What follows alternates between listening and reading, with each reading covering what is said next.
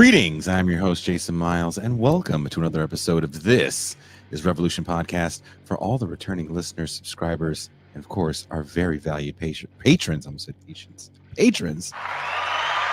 Thank you for coming back. To those new to the channel, thank you for taking a moment to check us out. If you dig what we're doing, please hit like and, of course, subscribe. It's a passive gesture that goes a very long way in promoting the channel. Quick reminder before I bring the guest in, TIR is a listener-supported program. Without y'all, we couldn't do this. If you enjoy what we do here on TIR and have the means and feel so inclined, become a patron for as little as $3 a month or $30 for the year. You can get access to our patron-only champagne rooms, join us for movie nights, and now we've added the Jason Fun-Ass movie night.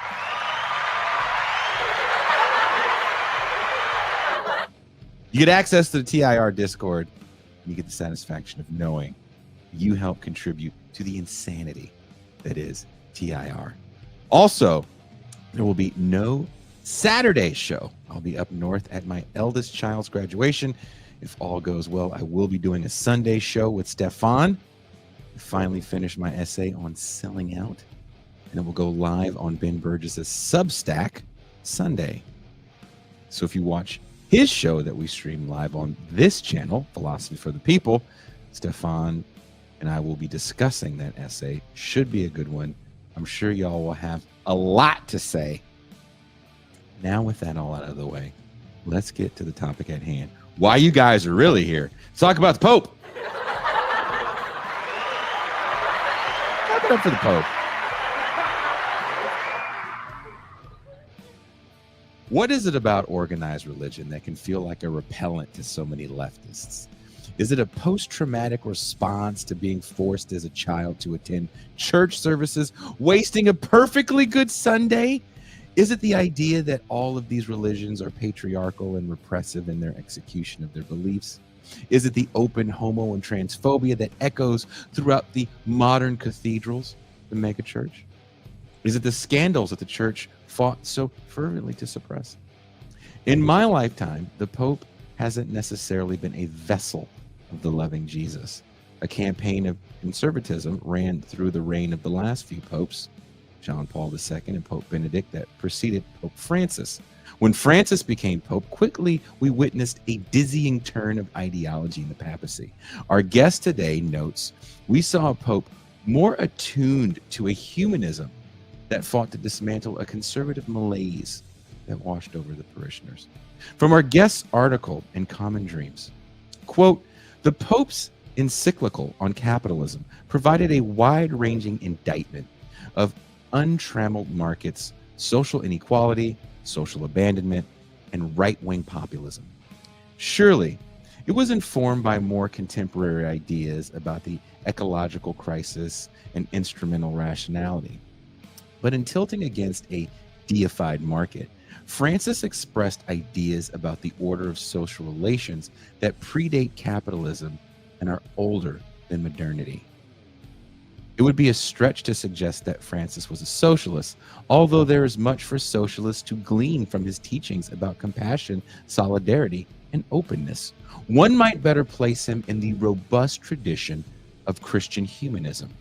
The renewed salience of that tradition might prod us to reflect on the church's relationship to socialism. Unquote. That is a quote from the article in Common Dreams. Pope Francis's mission was rooted in deep traditional Christian principles. Can't talk. So why did it feel so radical? Wherever you are watching or listening to the program, there is a link in the description where you can read that article. Please welcome Professor and author, the Roger Lancaster.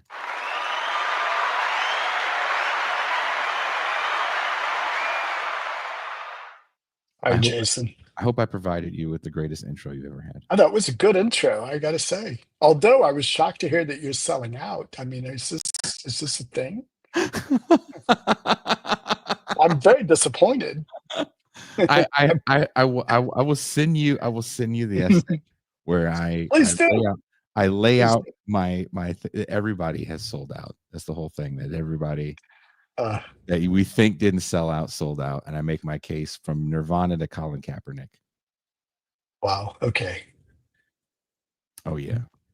Oh yeah, I was just way too Gen X bored. But let's talk about the Pope, the one that passed. Let's try to. I mean, yeah, yeah. Um, why do you think Pope Francis was chosen? Was it a strategic move by the Vatican to move away from their conservative leanings? Did they see a change in the cultural landscape that needed to be addressed with a more liberal leaning figurehead of the church, you think?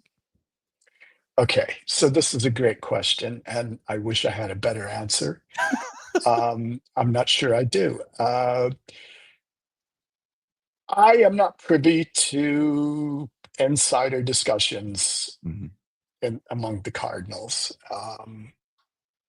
It's quite possible that they knew what they were getting, Mhm. but nobody else seemed to know what was coming, right? I Mm. mean, as a priest, Francis had been very low key, had avoided calling attention to himself, had been seemed like a fairly standard issue Catholic, Mhm. maybe even in a conservative current. And you may remember that that there was a lot of people were upset when they reviewed his history. And for instance, my mentor, Mhm. the famous radical anthropologist Nancy Shepherd Hughes, who was trained by nuns in a Catholic worker tradition, right, Mhm. wrote furious essays and counterpunch, basically accusing uh, Francis of having handed over uh, priests to the military during the the fascistic crackdown in Argentina. She quickly changed her tune once he became pope, right? I mean, but it did appear at the beginning that he had failed to protect at least two vulnerable radical priests who were, as memory serves, ultimately disappeared by the regime. So you know, again, when he was inaugurated, at least to the outside world, it looked like you were going to get a continuation of a conservative tradition that starts with JP2 and intensifies under Ratzinger. Um, of course, you got no such thing. You had a very forward facing future, leaning into the present and the future. Mhm. You had those brilliantly staged, iconic scenes that made for great social media memes, and you know, it almost seemed like every week the Pope gave an interview or said something that was deeply touching, and if you were a progressive thinking or a radical person, you had to pay attention, I think. Um, But so doesn't it feel like that's like to your point, I don't know if the church is that calculating, to right, try to what is the culture wind telling us now with our almost deity like figure? Well, who should that be and what should they represent? Um, maybe that was his vision. if Um, it was his vision, he kept it relatively on the down low until he became pope. Maybe this was a stealth pope. I don't know. Deep You fake know, Pope. maybe it was a Manchurian candidate. Um, and Romero made him in the lab before he gets assassinated. hard to fathom, right? I mean, Mhm. but again, like he up until he occupied the stage of being God's representative here on earth, right? Mhm. Until he got to that point, he didn't give much of a sign of what he would be as Francis. So it's a highly interesting. I hope someone writes a truly revelatory study of this, right? Like go back into his past, try to figure it out, I think interview what cardinals you could get to talk to you openly about it, right? to say Um, what the impetus was for this guy. I'm actually yeah, doing a show, I think next week, about liberation theology, where the guest actually kind of wanted to jump on this show, and it just wasn't. I was like, oh, we can do our own show about liberation theology. good. That'd be great. That'll be Um, great. It's been a long time since I did my first book, which was on liberation theology in Sandinista Nicaragua, and it's like it's a long time. I thought that I had, as I say in the article, mhm, I mean, I would have thought that liberation theology had been completely extirpated by John Paul II and Benedict. mhm, It, I mean, they put all of the cool priests under interdiction. mhm. They were forced to stop speaking, to stop writing. I think a few were even excommunicated, It's right? insane. Yeah. And they were the entire wing of the church was silenced. You'll remember that first scene of it, the indication of things to come. It's like when John Paul visited Nicaragua in 1982, I want to say, right?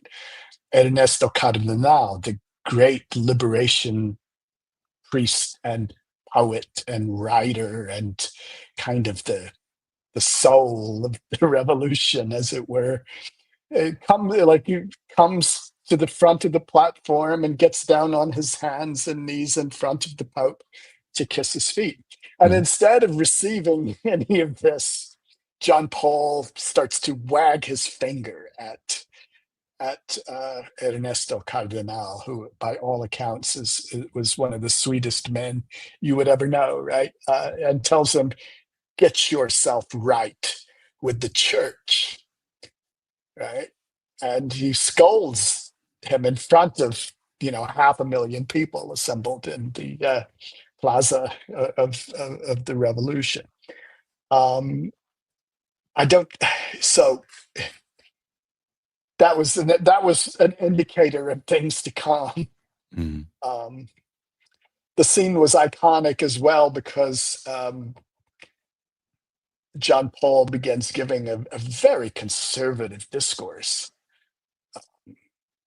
to the throngs assembled, and it doesn't come out until several years later. It appears that the audience sort of rebels against the sermon being given and starts to chant, "We want peace," because the Contra War was already underway, and the chant was, "We want peace."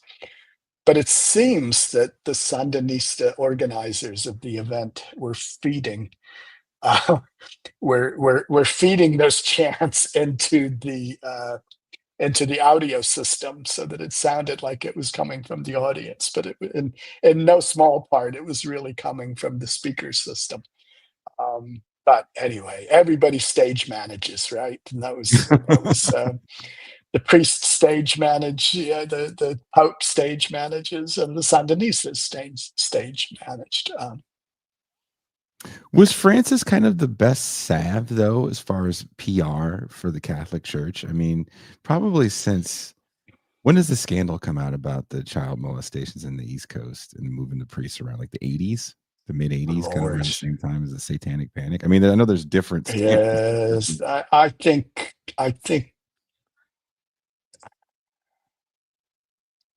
I think there had been rumors about priests since the 1970s anyway. Easy since the 70s. Yeah. And it some scholars of the church say that it's sort of starts when, oh God, what in the 1950s they start a practice of sending teenage boys into seminary schools. And that may or may not have been the point of a kickoff of some Mhm. sort. And but yeah, um, Because that becomes, this kind of almost long running joke and almost a shame for a lot of Catholics. And then you have Yeah. this Pope come along A that, lot of people left the church on, yeah, you know, I yeah, mean, look, you're moving. This is just from the U.S. context. I mean, there's also, right, a church history in the U.K. It's, right, you know, not the best, right? Um, right, so right.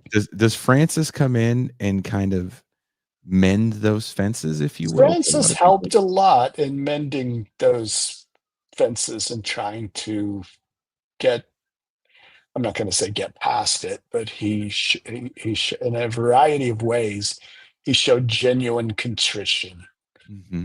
He met with victims of abuse. He had private conversations with them, and not just publicized events. And as far as I know, I mean, he discontinued the practice of simply sending priests to new parishes if scandals Yeah, erupted. You know what I mean? yeah. Um, Is and that part of the contradiction of the religion? Because contrition is part of Catholicism. it Um, is, it's true. And remember that ecclesiastical law predates law in any state system. In other words, the church has had law yeah. internally for 2,000 years, or approximately, right? Mhm. And so if yeah, it's a complicated I it, conversation. it, I don't want to get you in any trouble with tenure. It's a difficult time right now I'm for you. tenured, but even so, like I don't want to um, again the church rationale Yeah. was that if the priest had confessed and sought forgiveness and all of that, then the church would move them on, and that seems like you know it's all right. So what are the numbers? We don't. It's unclear, I don't think we right? know, right? Yeah. Well, I read the report that, again, my mentor hated it. She was Nancy Shepherd Hughes thought that it was a cover up job, but there was a very big scale study of the scandals, commissioned by the church but conducted independently, and the numbers are. I don't know how to do this. I'll do it. I'll gesture it. Yeah. There's a fairly substantial number of priests Yeah. who are accused of committing at least one Mm. sexual sin. Mhm. Um, and most of, like, okay, so most of them seem to have done it once, apologized or sought forgiveness, and moved on and didn't do it again. There's a smaller number that have two or three Mhm. or four accusations against them. But then you get down to a core Mhm. of a much smaller number. I can't remember. I think a few hundred, um, who had like 90, 80, 90% of the accusations involved that small core. And that, yeah, well, I mean, that seems to me to be a plausible picture of the story. And all of it isn't always children. We're talking about also trysts with the opposite sex as well. Right. And most of it wasn't technically with children. A Yeah. lot of it was with minors, but the typical age was more like 15, 16, 17, in that range. And that's wrong, and the church obviously shouldn't condone it or hide it or move people around, but that, in other words, again, that small Mhm. core of highly recidivists, I mean, priests it who were really molesting children that's is the only story we get from the Catholic Church, right? right. We never hear about the radical aspects of it because it is so marred with these kind of tawdry tales Yeah. of priests and temptation. It It feels. takes you 50 years to recover from a scandal like that, if you can, right? I mean, and it wasn't just the US. I mean, this was No. occurring in Mexico. It was occurring in South America. It was in Europe. It was a very, you had South Park did a very funny, uh, horrifying routine on it once, right? But yeah, I mean, you can't recover from something like that. Your reputation won't recover for a while, for a long while. Francis did what I think Francis did, performed on this front much, much better than Benedict or John Paul did. Um, he expressed genuine contrition. He made several gestures of contrition, and yeah, I mean, one of the buzzes I see is that the current Pope Leo may have had a history of moving Oh, priests around who were caught up in scandal, but I don't know. because it also feels like a priest moving. Like, oh, why'd you move? Hmm? Yeah. And it's like, well, we move as priests. Yeah, yeah, we know. What really Yeah, happened? what really happened? Yeah, Were yeah. you banging a nun? I've seen Agnes of God.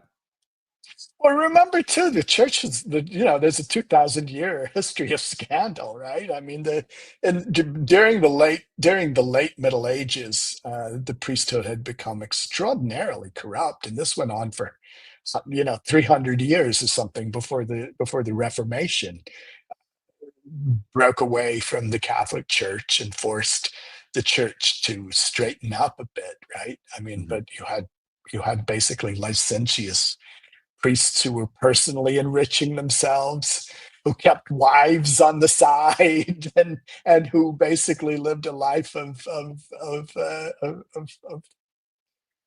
Pure sin. luxury and Yeah. and Just pure libertinism, sin. right? I mean, um, so there's anti-clericalism has its origins in that long decay of the Middle Ages, right? Well, kind of switching up a bit. Can you tell us a little bit about this idea that socialism has its roots in the church? I'm Yeah, sure it's going to be a little rough for many to swallow, as maybe they see it'll be religious rough. It'll figures. be rough. I'll try to make it sweet and Yeah. swallowable. But okay, so I want to say there are probably three strands of Christian doctrine that come into play here, and they're not all the same, and they're but they do kind of interrelate, interweave. They sometimes cooperate, and there's sometimes all right. But so Pope Leo the 13th is the current that we associate with the Christian social teaching. Hmm. Um, and uh, Leo the 13th wrote his encyclical on capital and labor in 1881, and it was an anti-socialist um, piece of writing, but it was also didn't let capitalism off the hook, right? So Mm, it sort of gives you it attempts to think out what would be the church's position on matters relating to the mutual responsibilities of capital and labor. mhm. All right, so you can kind of get an idea what that I mean, it's kind of progressive, but not too very progressive. It accepts capitalism as the form, and it tries to say, but capitalism shouldn't be so exploitative, and it shouldn't push people into misery, and like, let's have a little Christian charity as part of the system. And the workers, like, you remember, you're a worker, you're not like the lord of the whole thing. Like, you deserve dignity, but you remember that you're a worker and stuff like that, right? Okay, so that's Catholic social teaching. For better or worse, right? I mean, the current pope picked his name Leo because he's echoing this other Leo who did the encyclical on the church's social teaching, right? So that's one strand, and kind of musty, kind of most of us. I suspect that most of the people who listen to your show really wouldn't give a fuck about it, or they would, But all right. Another strand is Christian humanism, which goes back, I would say, to at least the the age of enlightenment, and the church wanted to have a philosophical grounding that would compete with the humanism of the Enlightenment. And of course, it centers God in the concept of humanism and all of that. France is kind of, I suspect that if you had to locate Francis on the spectrum of things, he's kind of located in that Catholic humanism tradition more than anything else. And it's one of the reasons he chose the name Francis. Francis is like the saint of anyone, the saint of the poor, but also of that tradition, I think, which comes a little bit later than Francis, of course, but it's there. The third one I'll call Christian radicalism, Okay. and it too has a long history. And it's sometimes, it's almost never really in the mainstream of the church. It's almost always kind of an outlying element in the church, but it's definitely a part of the church history. So, for instance, if you go back to Acts of the Apostles by St. Paul, St. Paul tells you very clearly that the first Christian church lived a communal lifestyle. They all lived together. They shared all of their resources, and they parceled them out from each according to his. I'll whatever the expression, from each according to his need, to each according to his. I'm sorry, I always fuck up my own punchlines, don't I? From each according to his ability, to each according to his need, right? That phrase derives from the verse that St. Paul writes in Acts of the Apostles, describing the early Christian church. And that little nugget of a phrase reverberates around in medieval Christian socialisms, which were a very real thing. Eventually winds up in the non-religious and materialist socialisms that are queuing up for Karl and Engels, right? And so that phrase is a good way of penning a 2,000-year history of an idea in the church that is socialist. Another way would be to look at the radical abbots and hermits of the 1100s. And one of them was I've never known how to say his name, Joachim de Fiore, who devised a millennial communist system of thinking that anticipated the coming of a kingdom of God in which all men would be equal, private property would be abolished, and uh, the priests would be either slaughtered or forced to wed, and so those prophetic and millennial traditions spread across Europe. They're systematized by abbots, and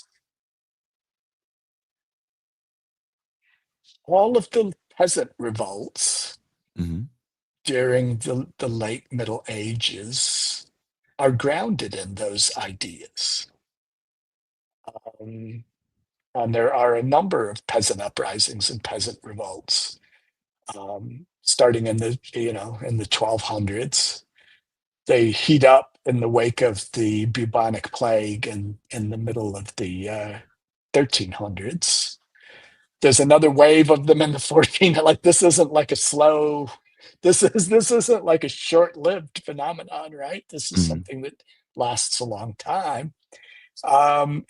And then finally, I mean, a lot of these ideas echo around in the Great Peasant War of 1525, about which Engels wrote a great deal, and in the thinking of Thomas Munzer, whom Engels also credits with being a revolutionary socialist, right? Um, and so there, you've got a long history there of radical socialist ideas in the church, grounded in religious thinking, but also attending to real world material questions of inequality. Um, this tradition gets a new life in the 20th century in liberation theology. And again, it's one of those things, maybe, right? So when Pope John did the Vatican II reforms, he had certain problems in mind. And the main problem that that the church had in its thinking was that the um, Protestant conversions were beginning to take off in Latin America, and it looked like they would continue. They actually then they did. But if you look at the church's books, I mean, in countries like Nicaragua, there was like essentially one priest per 200,000 people. Um, For per 200,000 people, you said? yeah. So he really was a deity. Well, he never came into contact with Yeah, with it's with just someone you heard of. 90% of his parishioners, right? Like, Yes, but that's got to be if you've someone got you one priest per 200,000 people, like, the kids might not even get baptized under those circumstances, right? baptized by Um, carrier pigeon. Is that a thing? well, so the church realized this is a real problem, right? We this is a real problem. So one of the great innovation was the Christian base community. And the Christian base community was a lay Catholic, or, where if you don't have enough priests, you empower lay Catholics to organize services of a certain sort, to teach the catechism, Hmm. and to basically bring church doctrine to underserved communities, right? To use that kind of a language. And Christian based communities spread across parts of Latin America. They were very common in Brazil. They were very common in Guatemala. In Guatemala, the catechists, as they were called, right, spread out into indigenous villages. And one of the things that happened in that process, though, the Christian-based communities tended to become the seedbeds of liberation theology. the people involved in them tended to be radicalized fairly quickly. And if you get poor people, peasants, workers reading the Bible together and reflecting on it together. I highly recommend Ernesto Cardenal's beautiful book, The Gospel According to Solentiname, because this is basically, he recounts the experiences of the Christian-based community that he's ministering over, Mhm. and what the people interpret in the Bible as they read it. And of course, I mean, maybe there's an editing process that happened there, but one of the, they tend to see Jesus as the savior of the poor and oppressed, and Mhm. they tend to find all of those references in the Gospels uh, about equality and um, condemnations of wealth and greed, and it so liberation theology. I mean, you said Oscar Romero, but Oscar Romero didn't start out very radical either, right? Like he appears to have been radicalized by his experiences of being the archbishop in a terrible war zone, with the base communities pulling him one way, but the base communities are being massacred by the death squads. Um, and there you have, like, in Central America, liberate in Central America, the death squads were doing their damnedest to kill off liberation theology. Um, and whatever was left, John Paul and Ratzinger tried to extirpate. Didn't do it entirely successfully. I talked to people who were in theological seminaries, Mhm. and they're still reading it. Like, Really? even after all of Really? that, even after John Paul, even during I keep wanting to call him Ratzinger rather than Benedict, but um,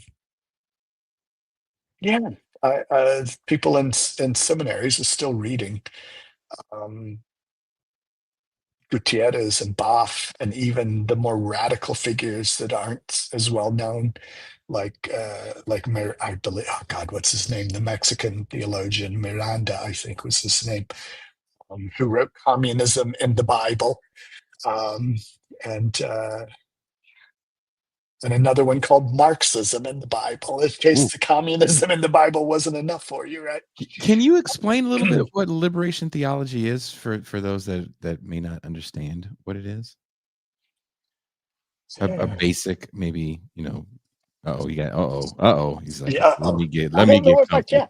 I don't know if I may not be the best person to. I mean, I'm an outsider looking at it. I'm intrigued by it. Mm, I'm not a Christian. I grew up in an evangelical fundamentalist church, and I was one of those kids that was forced to go to, not just on Sunday, but like um Sunday morning, Sunday night, Wednesday night, ooh. and we also had revival meetings 4 times a year, which is just like so. Um, Okay, but so you were hard was your dad a pastor? no, no. But Okay, my family was very religious, and apparently. I walked away from. I mean, I became an atheist by the time I was 14. I'm not. Look, if you have to go to a revival as a young man, you are gonna walk away, or you're gonna be like those people that protest like soldiers' funerals.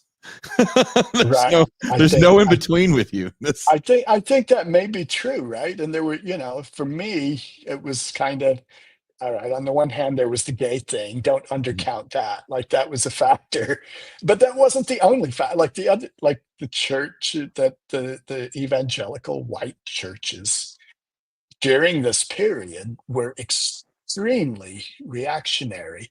They were pro-war and they were anti-desegregation. And if you had been infected by any liberal or progressive ideas from outside of that church, you could almost instantly see how awful that was, right?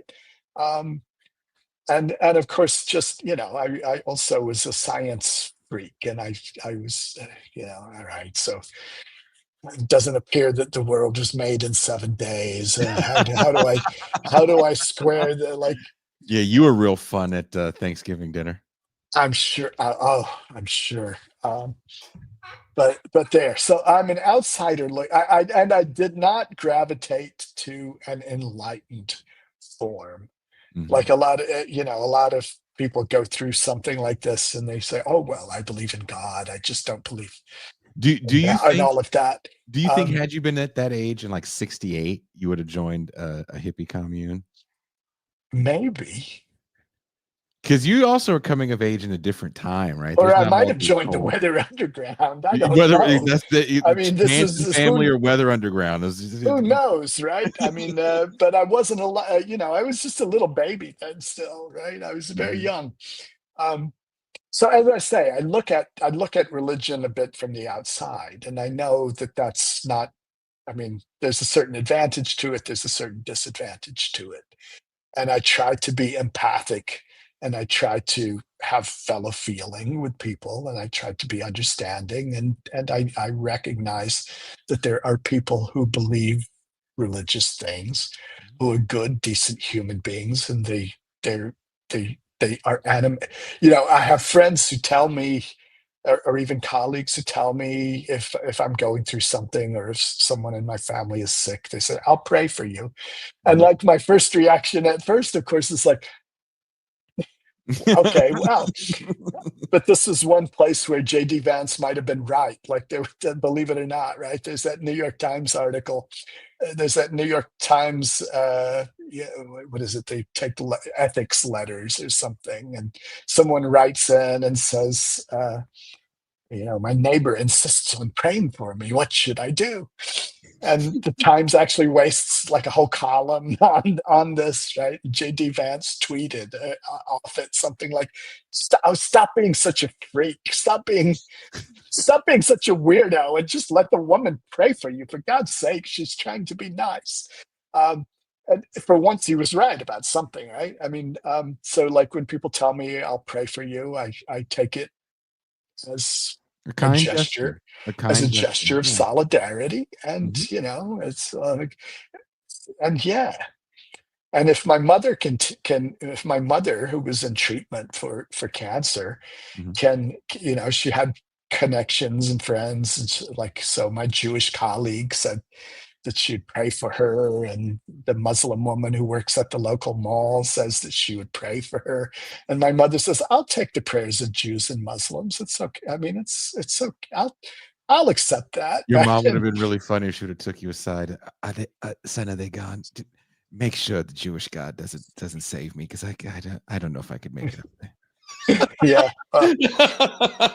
So look, I want everyone to have, like, this is one of the things we can learn from Francis, which is a spirit of generosity Mhm. and toleration and openness, right? I mean, this is a good lesson for us.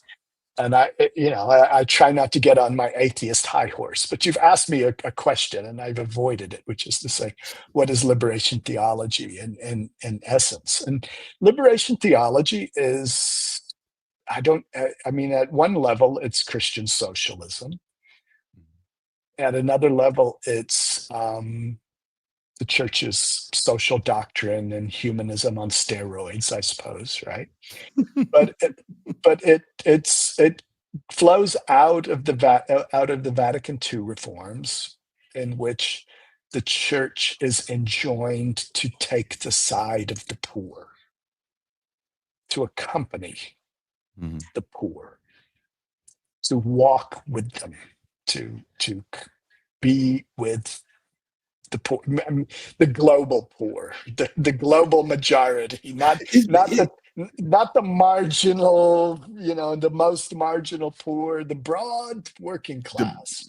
yes. And Yes. so the first point of it is be to coexist with, to ground yourself in the poor or the working class, right? Mhm. And then what follows from there, I mean, there are some who take a very limited view, and there are others who take a much more expansive view.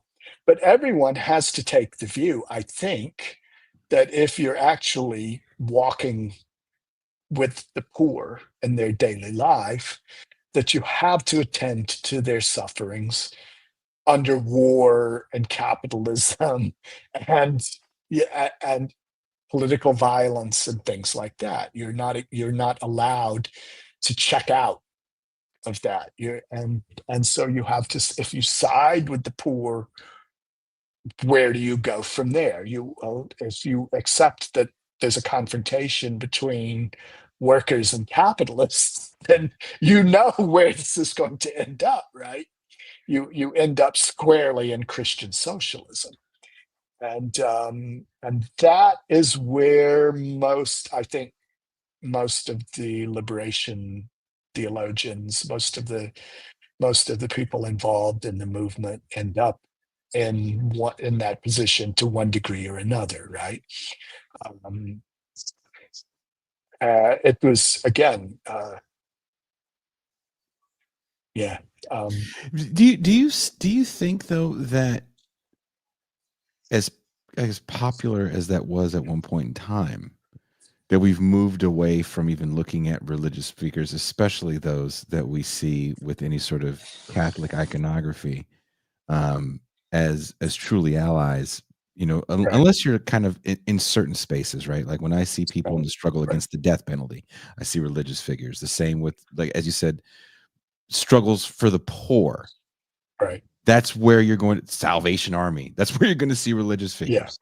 yeah, yeah, To some degree, the environment, right?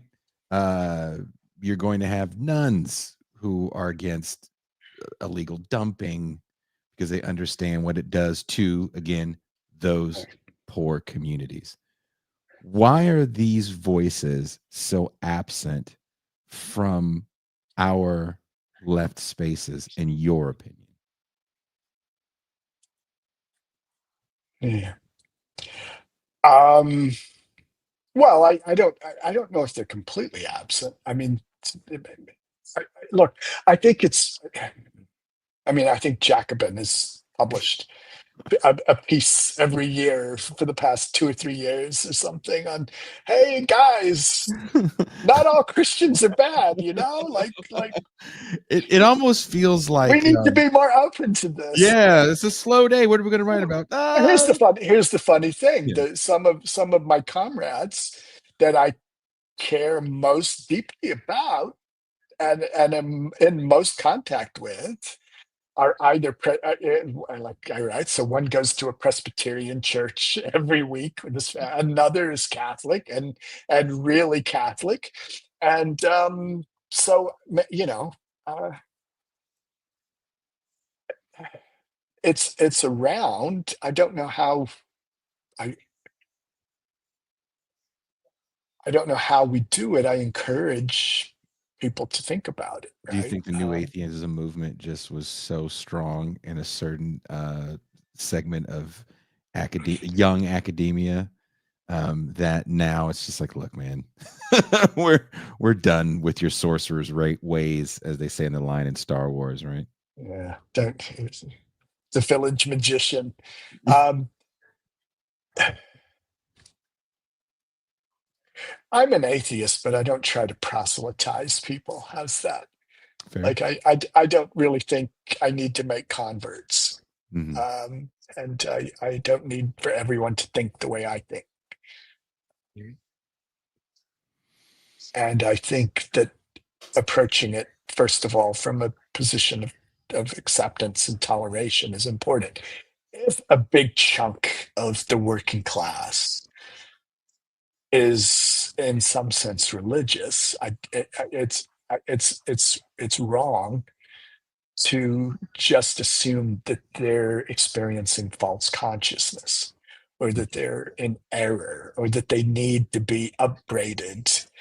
The way, Pope John Paul was upbraiding Ernesto Cardenal or something. It's not that it's just a bad approach to people to treat them that way.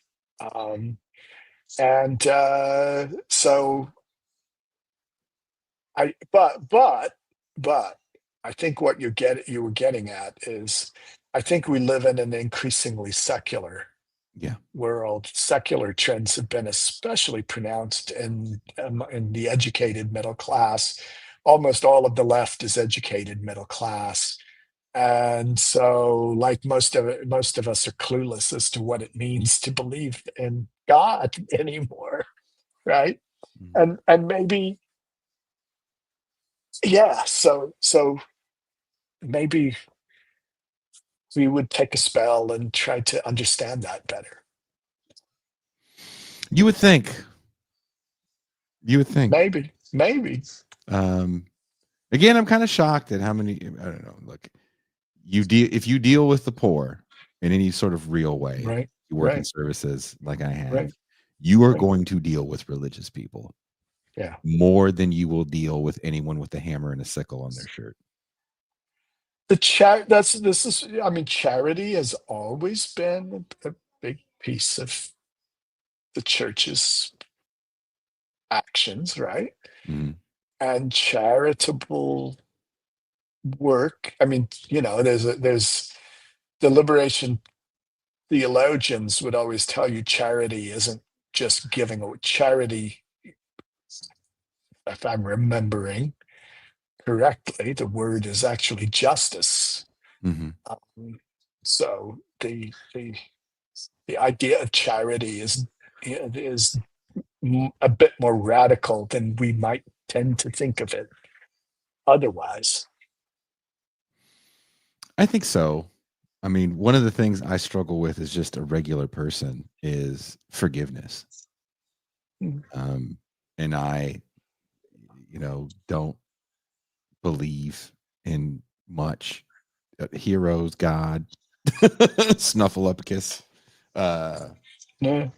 And one thing I have to have faith in is like people, and that's a struggle.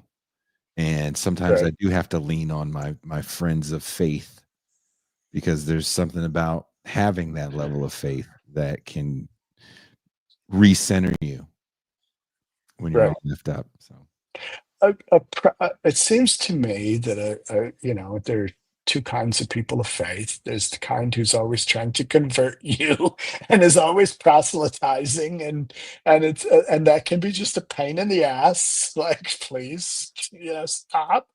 mm-hmm. I'm not broken. I don't need fixing. There's like, duh.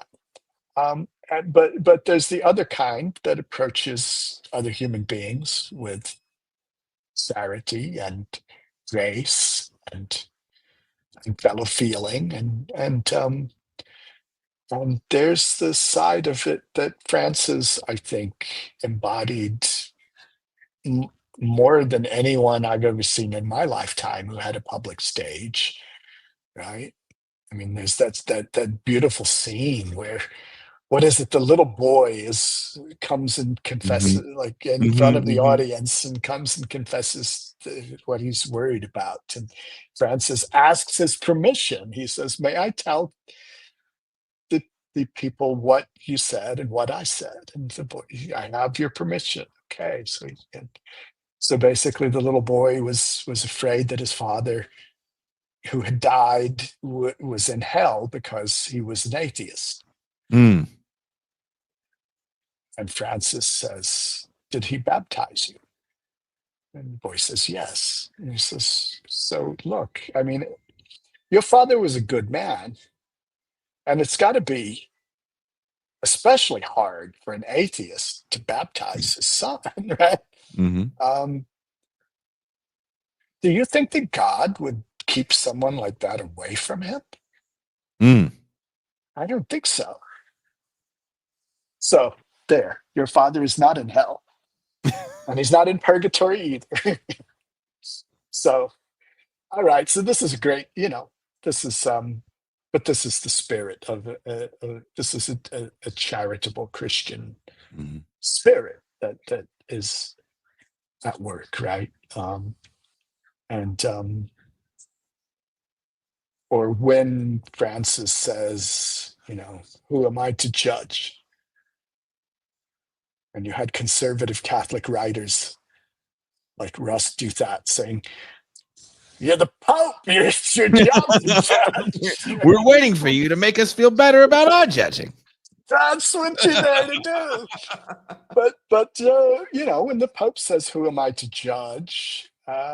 He's resting on the Catechism. He's resting in a deep tradition. He's resting in the teachings of Jesus, and I mean, part of what makes Francis an interesting Pope and a vital Pope was that he gives you a good example in all sorts of teachings and daily events and writings and so on. He models a kind of charitability. It's up there. And I swear I'm not trying to convert anyone here. I'm not trying to convince you to join a movement or a church or anything. I'm simply observing, right, that this was what he did and how he did it. I know. I thought it was fascinating to kind of go back and look at, because I don't follow the everyday goings on of a pope, because I grew up in an era of, kind of conservative popes. But I do want to ask you before we leave, what's your take on Pope Leo the 14th? 14th. As I said, like nobody knew what Francis was really going to be like. And Francis fixed up the Cardinals, the college, like he fixed up things over the several years before he gave up the ghost, right? And he had set up an apparatus that looked very different from the one that had elected him. It seems fairly easy to say that probably Leo will be some kind of progressive, Think so. humane.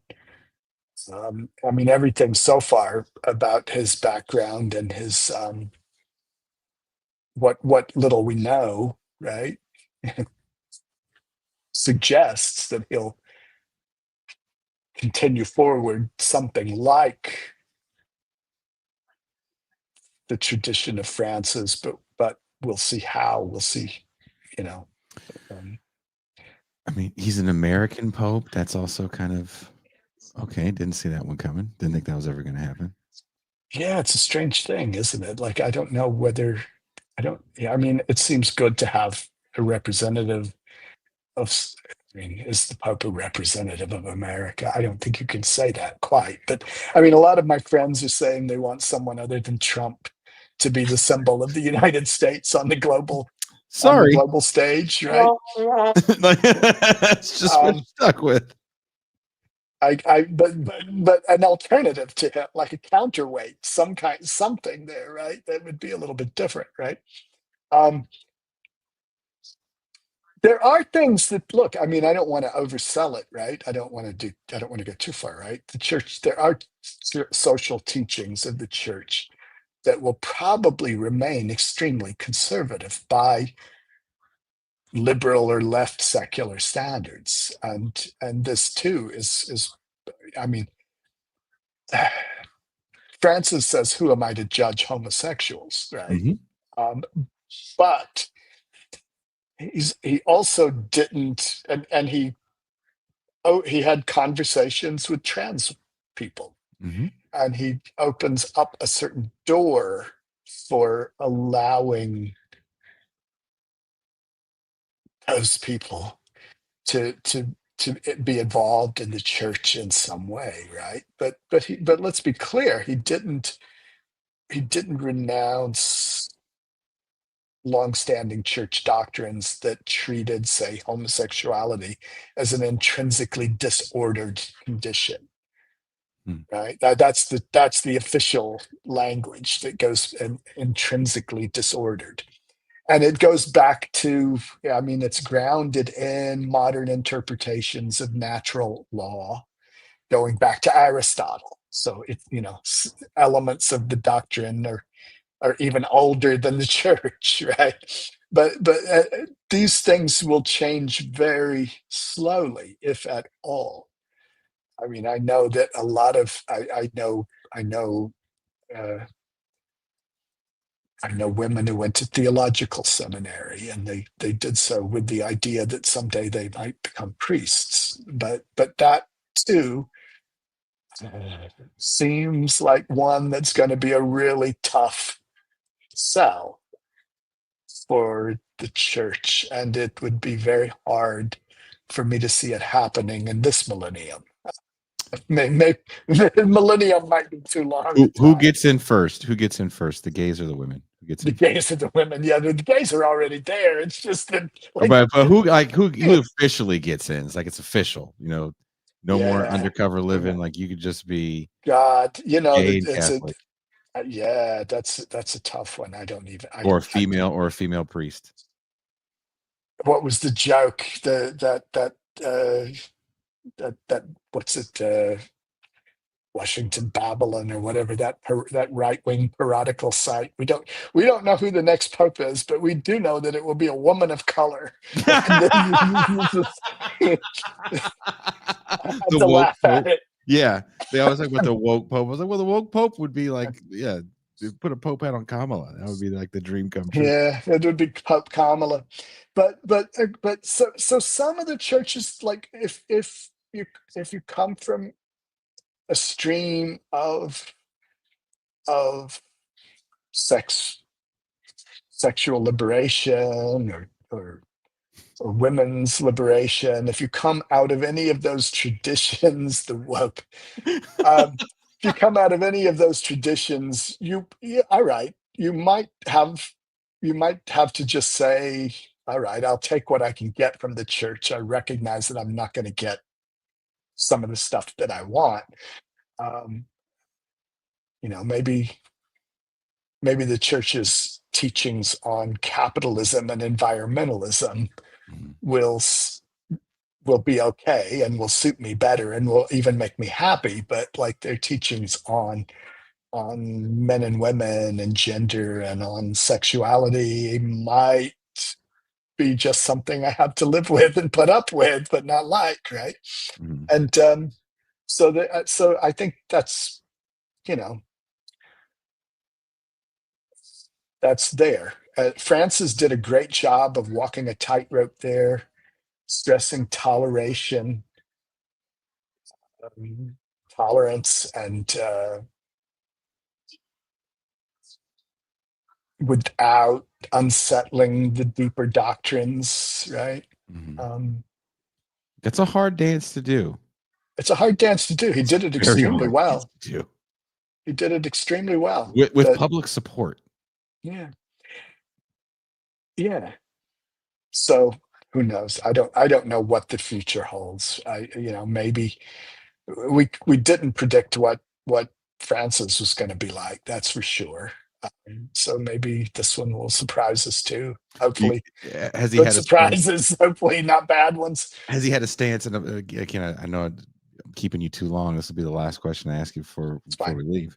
Has he had a stance yet, the new Pope Leo, on Gaza at all? Or has just been kind of quiet so far? It's a good question. I don't. I I haven't mean, heard anything. Francis was very outspoken on it, I thought, and uh, had all the right notes on Gaza. I don't know. I would guess that, I would guess that he must have had. He may not have pushed it up to the fore, but he must have had similar positions on Gaza. Because it seems to be a pretty big polar shift in the way that most, even Americans, just Westerners in general, viewed the conflict. Oh yeah. I mean, look. It's true that probably more Americans support Israel than not under still, Mhm. but that's down from that's like we're talking a decline from like 90% public support to maybe 50 percent. That's what I'm saying. Like, this shift has been like This real, is a big shift, a and big it's shift. growing stronger. And this is one of the reasons that um, well, it's one of the reasons that you see the politics in play that you see now. I mean, there seems to be the belief that you can turn those numbers around by just being repressive. Um, I'm not. I'm. I don't think repression has ever turned numbers around like that. Right? I don't think it works that way. But we'll see. I mean, who knows? Well, his name is Roger Lancaster. Wherever you are watching or listening to the show, there's a link in the description to his long title article. That is a long title. What are you working on next, Mr. Lancaster? I don't know. I'm still basking in the glory of my last book, and then I'm trying to think about what I do. I'm actually thinking about what I want to do next. You haven't done a book tour in Mexico. You didn't, or did you go to Mexico City? I want to go down to do it. I'm thinking about doing so, but it's in English rather than Spanish. Oh, a new Spanish translation of Life is Hard is coming out. It's actually in print now. I've seen the cover mock up. It previewed at the Buenos Aires Book Fair last month. And so Life is Hard, which was published in 1992 on on daily life, gender relations, sexuality in Sandinista Nicaragua during a time of war and hyperinflation and hardship, is now coming out in Spanish. It's a strange thing to wait that I long for a will book look to come for out. that. So I'm gonna look when I come back from the Bay Area. I'll go to TJ and look for it. There's the bookstores in TJ have the most interesting array of books, like the yeah, Communist Manifesto next to some like Hitler Youth cartoon novel. You're like, what the fuck? You guys just send stuff out, or is there something? that's a little weird. I mean, I'll take a picture for you. I'm thinking Prometeo, the publisher, is better distributed in the Southern Cone than in Mexico, but maybe some copies will get up there into big bookstores like Pendulum in Mexico City or something like that. So yeah, Yeah, it's well, I mean, look, I'm going to these little, bookstores in little parts of town, but I'm constantly surprised at what I see in these. But I'm like, why is there so much Nazi stuff here? what? Well, that's a good question, and I can't. I've seen swastikas once in a great while in Puebla and in Mexico City, but I don't think it means what we think it means when you see them. No, I I just don't know. I don't know too not much. not always anyway. Yeah, the handful of anarchists I've ran into have been pretty quiet around me. So, all Uh, right, all right. uh, well, I'll end on this in a way, maybe. Like one of the things that I do in Life is Hard is there's a concluding section, right? Mm, What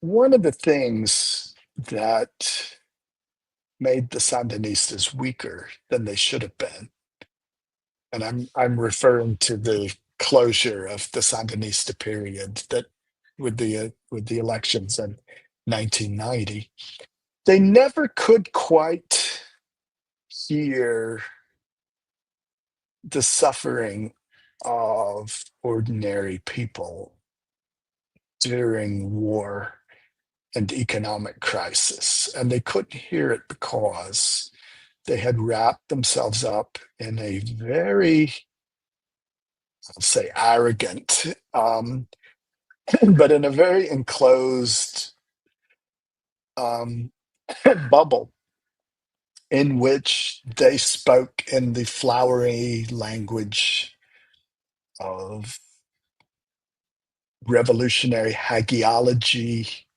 liberation theology, Che Guevara invocations for us all to suffer for the cause. And every time they would make that speech, the audience would just shout out, "Presente!"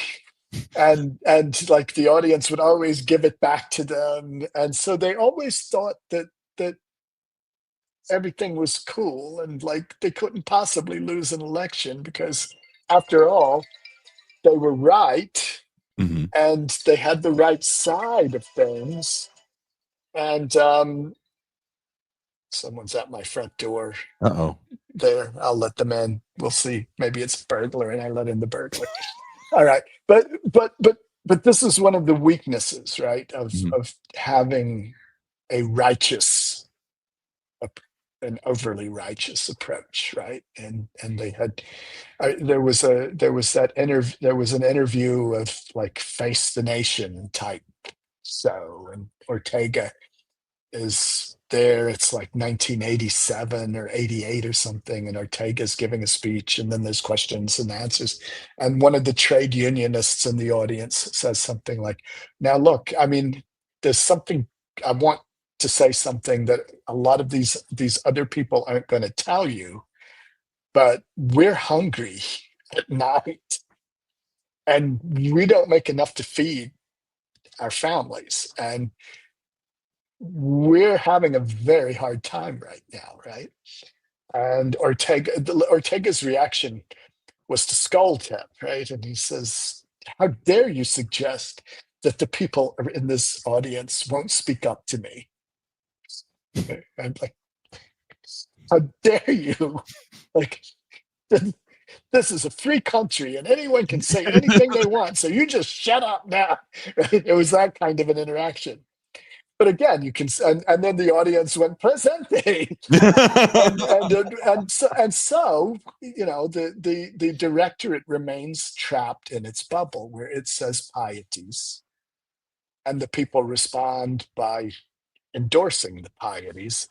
But meanwhile, underneath it all, it's rotting away. Mhm. It's disintegrating, and it's doing so on the basis of hardship. So there's a lesson of the bad turn that religious type thinking can get you into. You don't you you keep your head stuck so far up your self-righteous ass that you can't see what's going on, right? Hmm.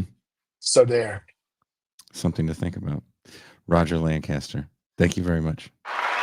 Thank Have you, a very good Jesse. rest of your night. It's Roger Lancaster, professor, author, man about town.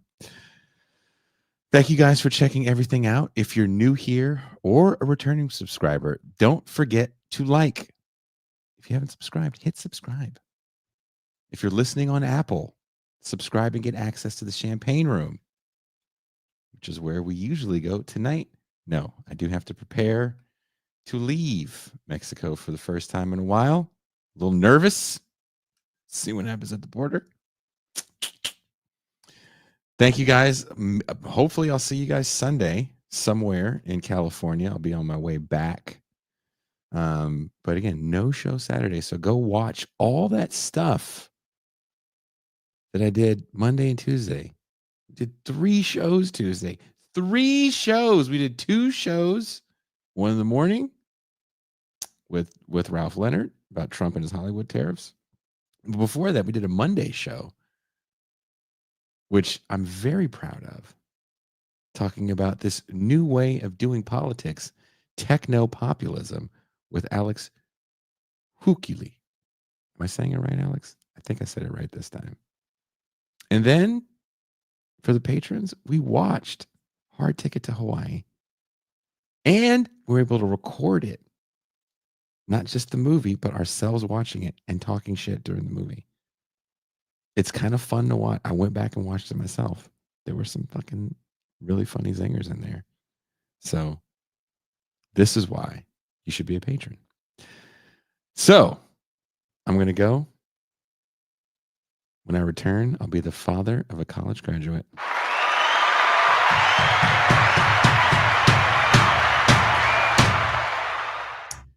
Peace, everybody. Let me cue the music.